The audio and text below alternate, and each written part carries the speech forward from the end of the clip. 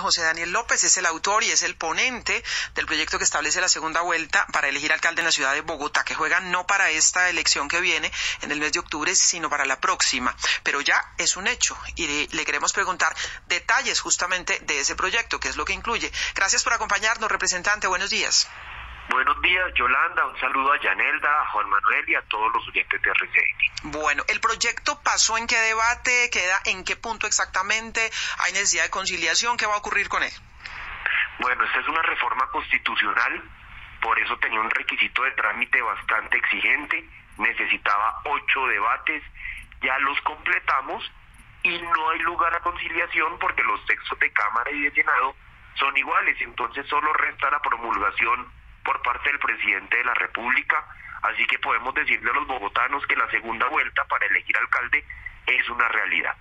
Es una realidad. ¿Cómo queda la fórmula? ¿En qué consiste esa fórmula? Es decir, ¿qué se requiere en primera vuelta? ¿Qué se requiere en segunda vuelta? ¿Qué es lo que va a pasar? ¿Qué condiciones tiene? ¿Similar a la elección para presidente o tiene sus matices? Bueno, hay 2 elementos para tener en cuenta. Uno es el de la regla de las mayorías que aplicará y otro es el de la vigencia. La regla de las mayorías es distinta a la que aplica en la elección presidencial. ¿Cómo es en este caso?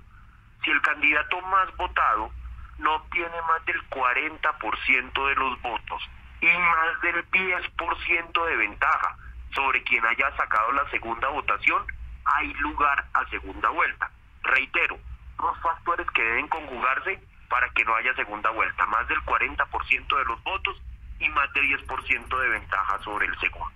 Eso en cuanto a la regla de la mayoría.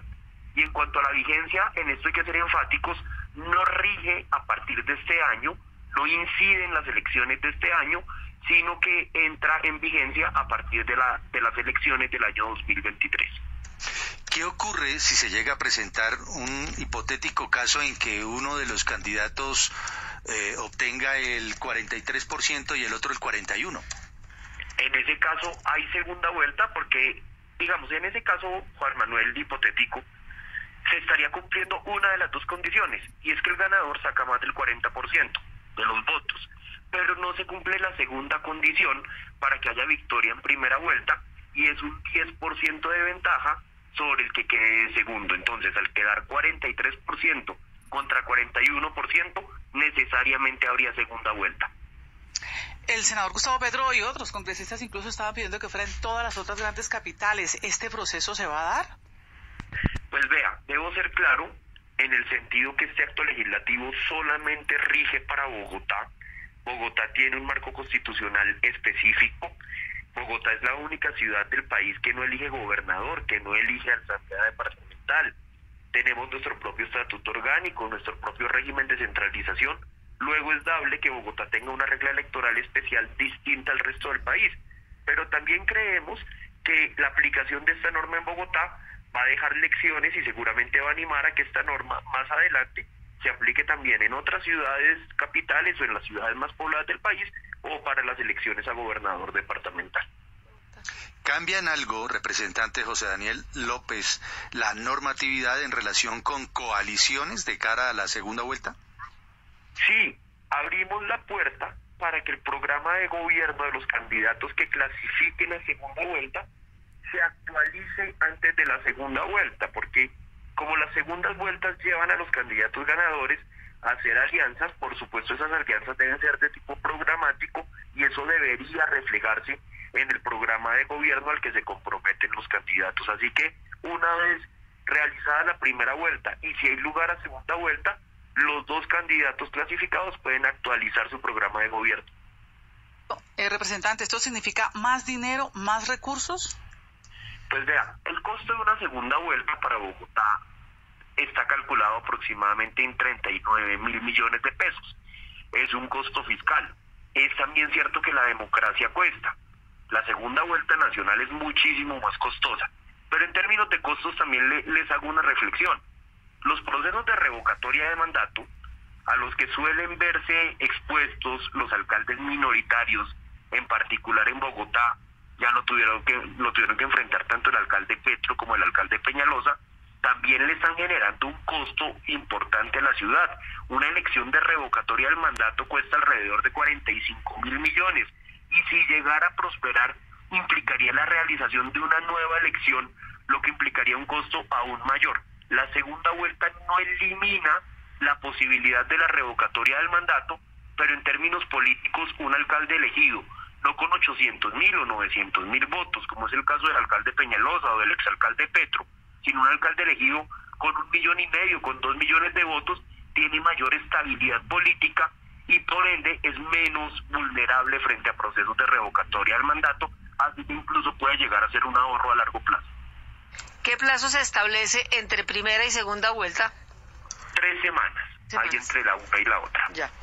En eso sí es más o menos similar a la elección nacional, que también tiene más o menos 3 semanas. Pues, representante, muchísimas gracias. Insistimos en el punto de que no es para la elección que vamos a tener en el mes de octubre, sino que viene para la próxima elección, segunda vuelta en el caso de la ciudad de Bogotá, es acto legislativo, luego, ya pasados los debates, queda prácticamente lista, es decir, es una realidad esa segunda vuelta. Muchísimas gracias por acompañarnos. No, Yolanda, a ustedes muchas gracias por la invitación. José Daniel López, representante a la Cámara de Cambios Radicales. Él es el autor y el ponente del proyecto que establece esa segunda vuelta para alcalde de Bogotá. La particularidad, Juan Manuel, tiene que ver con el porcentaje de mayoría. Claro.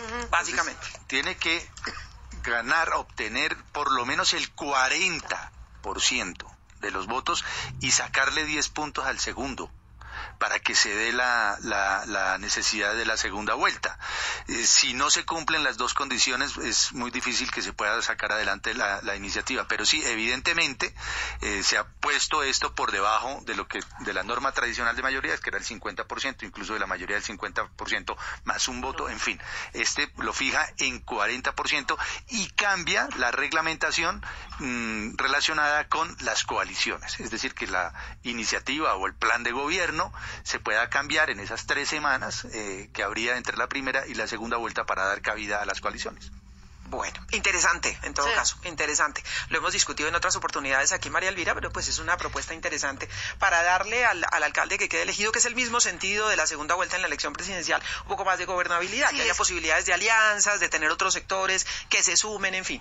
Y de todas maneras, sí, eso hace más fácil el gobierno de la ciudad, entre otras cosas, el mismo Petro que hoy se opone a la norma o a la reforma que se está planteando, fue víctima de eso, desde el día 1. Pero se opone es porque plantea... Pues para todas las ciudades, pero digamos, hay que empezar por donde, como explica el representante, pues hay unas condiciones especiales, tiene un régimen especial y realmente, empezando por el mismo Petro, que ha sufrido el hecho de haber ganado con el 30% de los votos, lo mismo que Peñalosa, casi que la ciudad se les vuelve ingobernable, porque desde el día número 1 la oposición empieza a mover iniciativas de revocatoria del mandato. Entonces yo sí creo que esta es una salida que le da mayor gobernabilidad al alcalde, no el próximo, sino al siguiente, porque da unas mayorías más claras que permiten un mejor gobierno. Hubo mucha excitación en las últimas horas en el Congreso porque se movieron varios congresistas con la idea de que pudiera aplicarse este año. Y ahí hubo unos minutos de inquietud, porque algunos decían, hombre, es que esto tiene que arrancar este año, ¿cuál es la razón o cuál es el argumento para que esto no se ponga en marcha? No, mejor así, con las aguas tranquilas a partir del 2023. Mejor, organizaditos. Claro, organizaditos. Sí. Y eso obligará, no al calor de la coyuntura. Claro, a que muchas facciones de los distintos partidos se organizan mejor de cara a la gobernabilidad de Bogotá. Sin duda, va a ser muy interesante. Y yo creo que usted está señalando un punto muy importante. Yo creo que el hecho de que no se den estas elecciones va a hacer precisamente que haya mucho más movilidad para que se produzcan coaliciones que garanticen unas mayorías claras para el próximo alcalde.